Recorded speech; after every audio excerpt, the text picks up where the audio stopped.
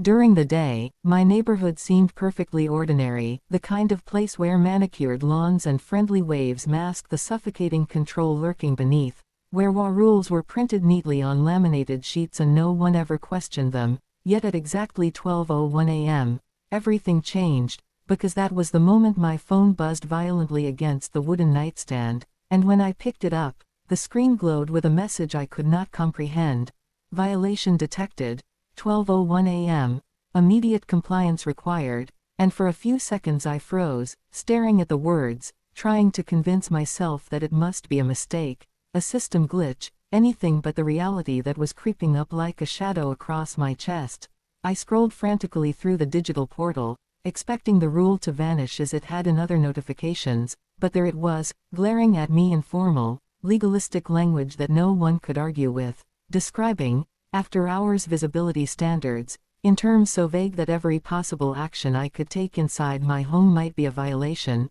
and panic began to claw at me because the rule did not exist during the daytime, not in any document I had ever seen, and when I tried calling the HOA office the next morning, I was told politely that there was no such rule in effect, and I must be misreading the alerts, which only made my stomach twist further, because it confirmed one horrifying fact. The rule existed only when no one else was watching, it lived in the quiet hours between midnight and dawn, and it was designed specifically to target me, or at least that's how it felt, as though the neighborhood had transformed overnight into a psychological trap and I was its first unwilling participant. I began to watch the clock obsessively, my anxiety spiking in the moments before 12:01, my heart hammering as the digital time ticked over, and each time the rule appeared, the glow of the portal felt like a flashlight shining on my chest, revealing that someone, somewhere, had complete control over the environment I had assumed to be predictable and safe. And by the third night, when the alerts began referencing minor actions I had taken in my living room,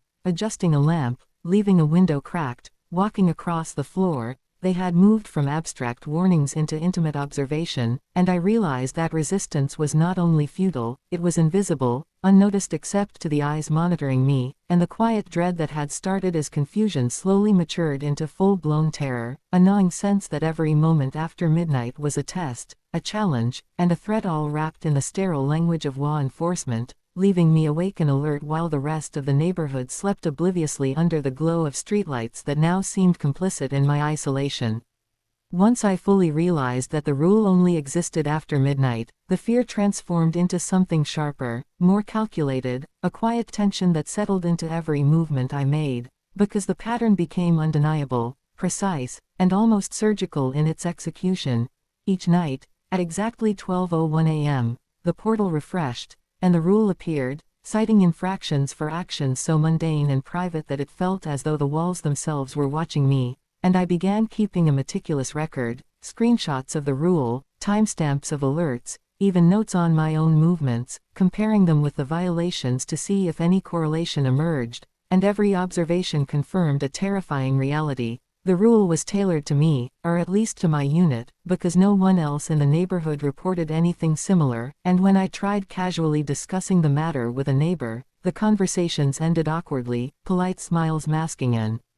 unwillingness to acknowledge the existence of the rule, and slowly I understood that this wasn't a mistake or a glitch, it was a system, designed to manipulate, isolate, and frighten me into obedience while maintaining the veneer of legality and civility. And the psychological weight of it began to shape my days as well, because I couldn't shake the knowledge that every simple action could trigger an alert, every window, every light switch, every minor movement could be monitored and flagged, and sleep became impossible, the anticipation of midnight creating an anxiety so acute that my body trembled in the hours leading up to it, and I even tried leaving the lights on, staying awake, pretending to be active to see if the pattern shifted, but the rule adapted. Citations arrived just the same, as though it was aware of my attempts to evade its scrutiny, and by the fifth night, I began noticing a subtle escalation. The language in the alerts became more personal, referring to specific habits I had, the furniture in my home,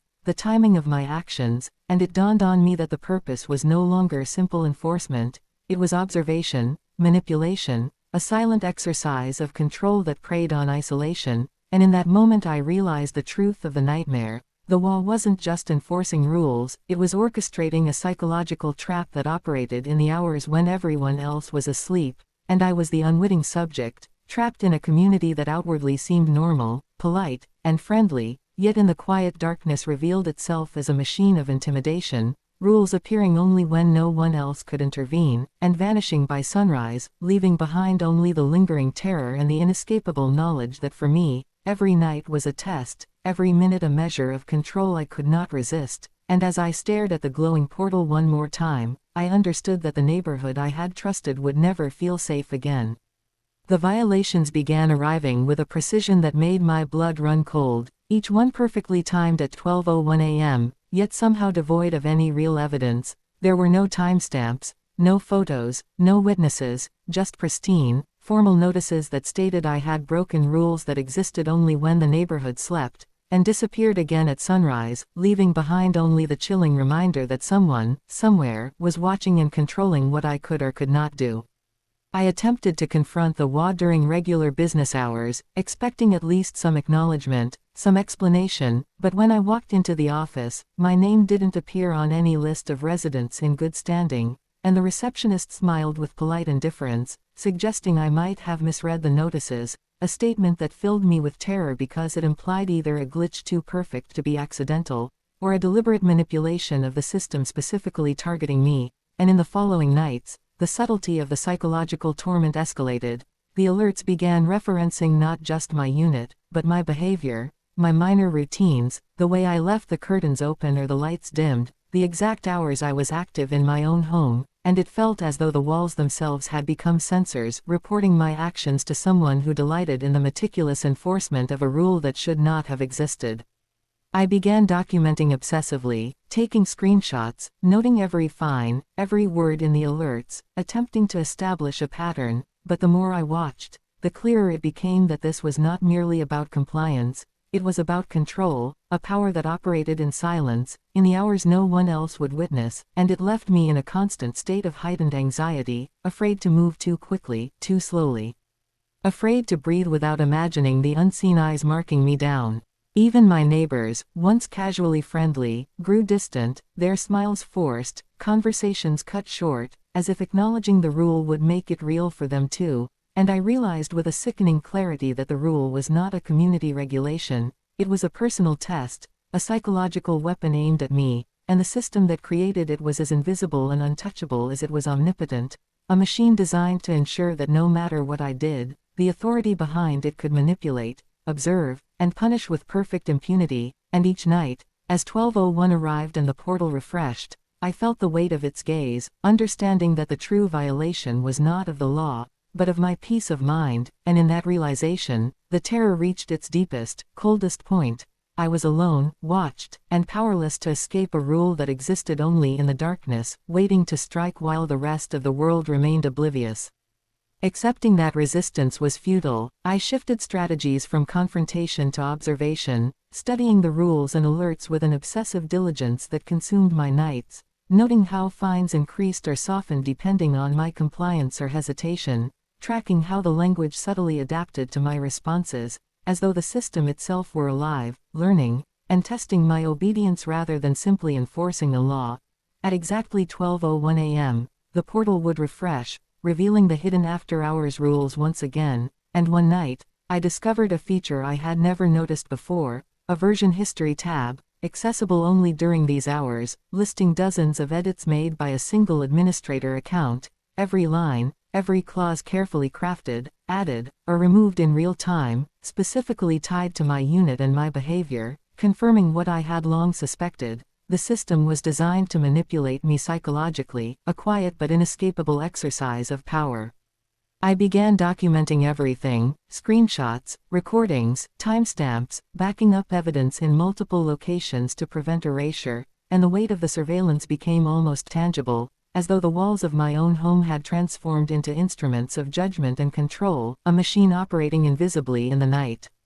The final alerts escalated, citing hypothetical violations and hinting at potential legal consequences if compliance was not perfect, and it became clear that the rule was never about maintaining order, It was about establishing authority, demonstrating control, and conditioning obedience under the cover of darkness.